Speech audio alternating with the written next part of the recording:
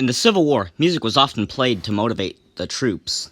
The music was often played by children and young adults because they weren't old enough to fight. Oftentimes, the music would sound patriotic. This is because the music was made to encourage soldiers to fight for their homes and countries. The lyrics consisted of motivation and sometimes speak of the famous Uncle Sam, who, by the way, was never a real person.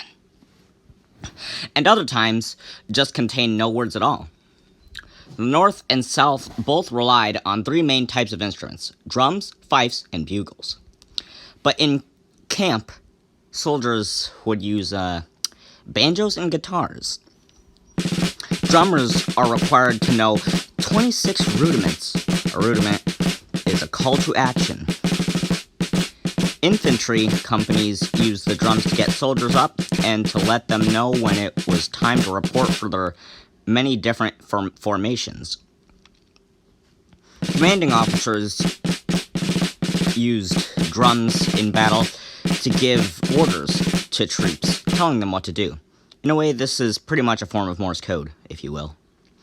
The drums were snare drums, made of either catgut or rawhide. Many of the drummers hand-painted their drums with special decorations. Johnny Clem was one of the most famous drummers. He ran away from home at the age of 9 to join the army. After the war, he joined the army as a soldier and retired in 1915 as a general.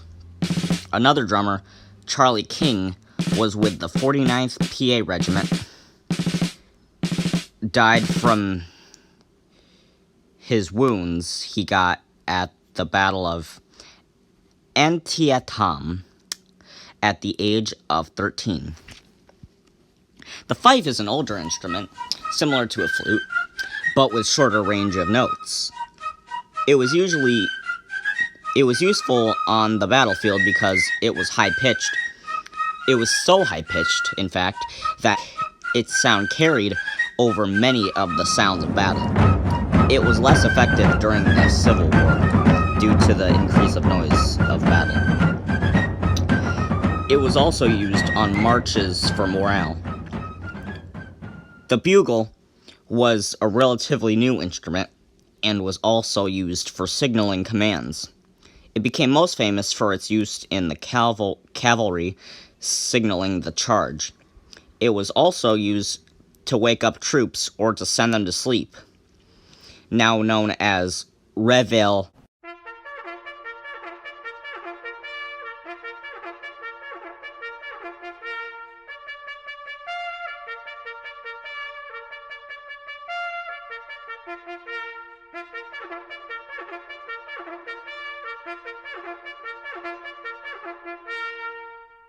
And taps.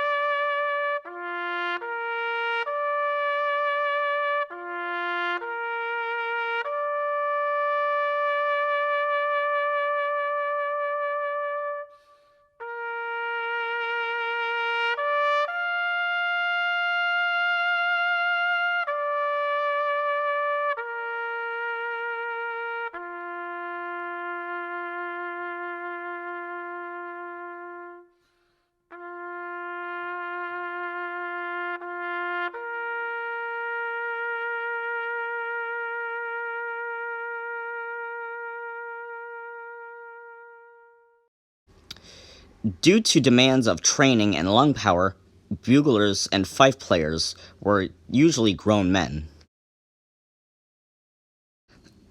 Some Union songs include Battle Cry of Freedom, May God Save the Union, and John Brown's Body, which was later made into the Battle Hymn of the Republic. The Confederate songs included Dixie, God Save the South, God Will, Defend the Right, and the Rebel Soldier. General Robert E. Lee once remarked, "I don't believe we can have an army without music."